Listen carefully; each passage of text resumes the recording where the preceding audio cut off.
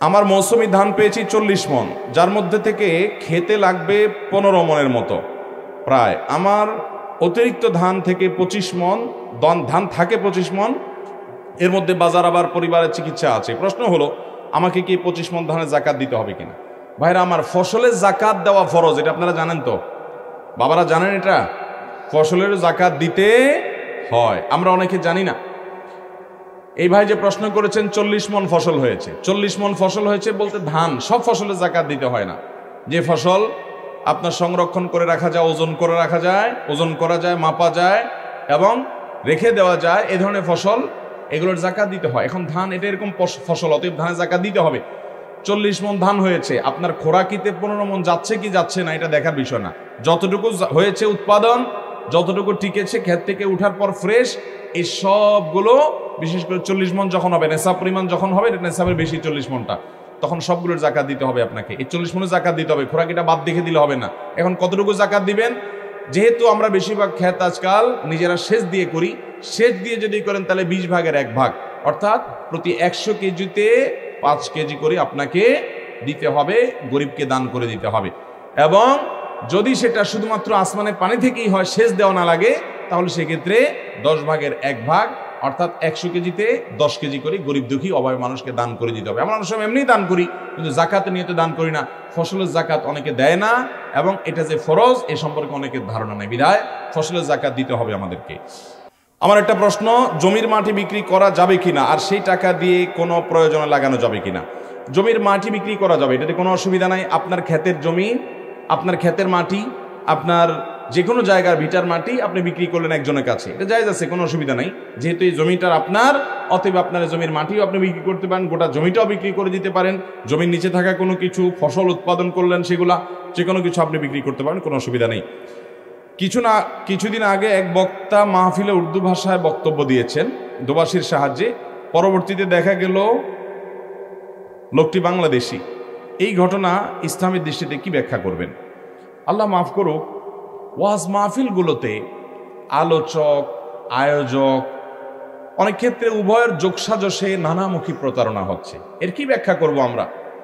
ওয়াজ মাহফিল থেকে মানুষ আল্লাহর ভয় মানুষের ভিতরে উদ্রেক হবে, মানুষ সত্যের পথ পাবে, মিথ্যা থেকে মানুষ দূরে সরবে, হকের পথে যাবে, বাতিল থেকে সরে আসবে। এটাই হলো ওয়াজ মাহফিলের উদ্দেশ্য। এখন ওয়াজ মাহফিলে কোনো আয়োজক যদি নিজে বিদেশি আয়োজক, ফরেনার আয়োজক, এই আকর্ষণ সৃষ্টি করার জন্য তিনি যদি বাংলাদেশি হয়ে উর্দুতে, আরবিতে, ইংরেজিতে কথা বলেন, আবার পাশে দোভাষী রাখা কথার অনুবাদ করান, তাহলে এটা স্পষ্টত প্রতারণা। এই লোক কোনো দায়ী বা ইসলাম প্রচারক হতে পারে না, এই লোক প্রতারক। নবী সাল্লাল্লাহু আলাইহি ওয়াসাল্লাম বলেছেন, মান গাশশা ফালাইসা মিন্না, যে মানুষকে ধোঁকা দেয়, প্রতারণা করে, 2 নম্বরই করে, সে আমার উম্মত হতে পারে না। বিধায় এই রকম প্রতারক, এরকম ব্যক্তিকে কখনো ওয়াজ মাহফিলে দাওয়াত দেওয়া যাবে না। আজকাল আয়োজকদের রুচি নষ্ট হয়ে গেছে, ভাড়ামো করা, নানা রকমের ফালতু কথাবার্তা বলে সময় পাস করা, শুধুমাত্র নেহায়েত লোক জমানোর কথাবার্তা বলা, এবং অনেক সময় দেখবেন 1 হাত বক্তা, 1.5 হাতি বক্তা, একসময় পুরুষ ছিল, এখন মহিলা হয়ে গেছে, মহিলা ছিল পুরুষ হয়ে গেছে, তারপরে যায়া নিউ মুসলিম। আরে ভাই, নিউ মুসলিম বক্তা বেচারা ইসলাম গ্রহণ করছে 30 বছর আগে, তারপরে সে এখনো নিউ মুসলিম আছে, সে পুরান মুসলিম কবে হবে? এই সমস্ত চটকদার কথা বলে বলে পোস্টারে বিভিন্ন লোক দাওয়াত দিয়ে মাহফিল জমানো হয়। এগুলো ওয়াজ না, এগুলো ইসলাম প্রচার নয়, এগুলো ম্যাগাজিন অনুষ্ঠান হতে পারে, ইসলাম প্রচারের নামে সমস্ত তামাশা হতে পারে। ওয়াজ মাহফিলগুলোর যে প্যাটার্ন, এটাতে ব্যাপকভাবে চেঞ্জ আনতে হবে। আয়োজকরা আল্লাহকে খুশি করার জন্য, মানুষকে ভালো কিছু কথা শোনাবার জন্য আলেমদেরকে দাওয়াত দিতে হবে। সে আলেমদের কথা মানুষ জমুক বা না জমুক, মানুষ জমাজমির দরকার নাই, উপকারী কথা বলতে হবে ইনশাআল্লাহ। বিধায় এ ধরনের প্রতারণামূলক কাজ যদি আয়োজকদের যোগসাজশে হয়ে থাকে, তারাও আল্লাহর কাঠগড়ার আসামি হবে, মানুষের সাথে প্রতারণা করেছে।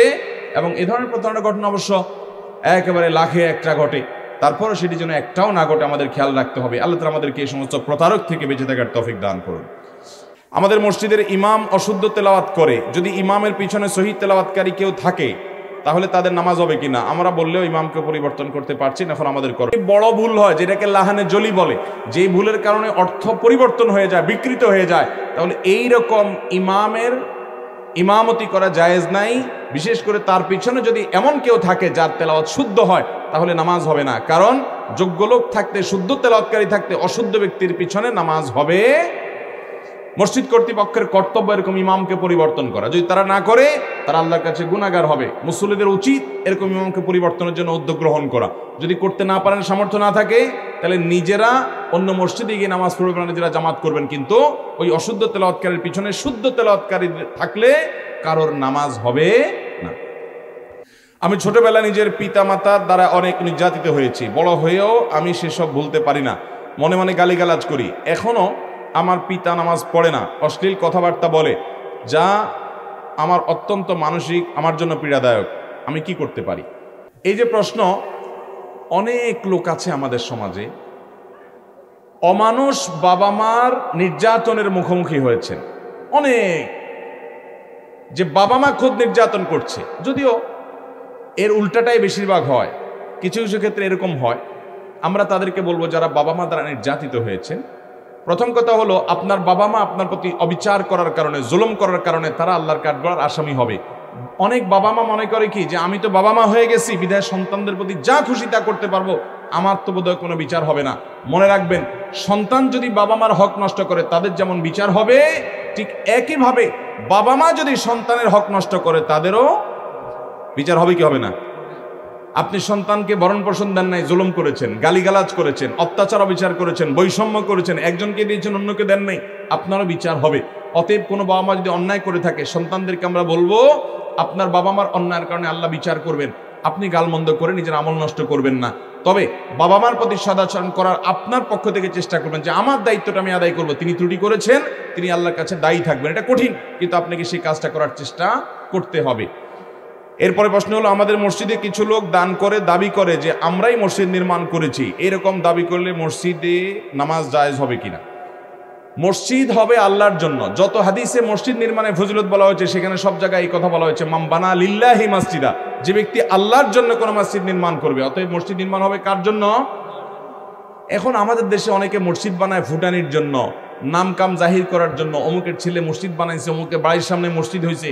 কোন মসজিদ কমিটিতে আপনি হয়তো আছেন, কোনো কারণে গন্ডগোল লাগছে, আপনাকে সেক্রেটারি সভাপতি বানায় না, আপনি যে আরেকটা মসজিদ বানাইছেন, আছে না নাই? এইসব উদ্দেশ্যে মসজিদ আলাদা করা, মসজিদ ভেঙে ফেলা, আরেকটা মসজিদ নির্মাণ করা, এটা জায়েজ। মনে রাখবেন, এরকম মসজিদ নির্মাণ করে সওয়াবের পরিবর্তে গুনাহ হতে পারে। মসজিদ হবে শুধু আল্লাহকে খুশি করার জন্য। অনেক এলাকায় আজকে মসজিদ হচ্ছে প্রয়োজন ছাড়া। একটা মসজিদে আছে মুসল্লি পুরে না, মসজিদের মধ্যে পাশেই আরেকটা মসজিদ বানাচ্ছে। কেন?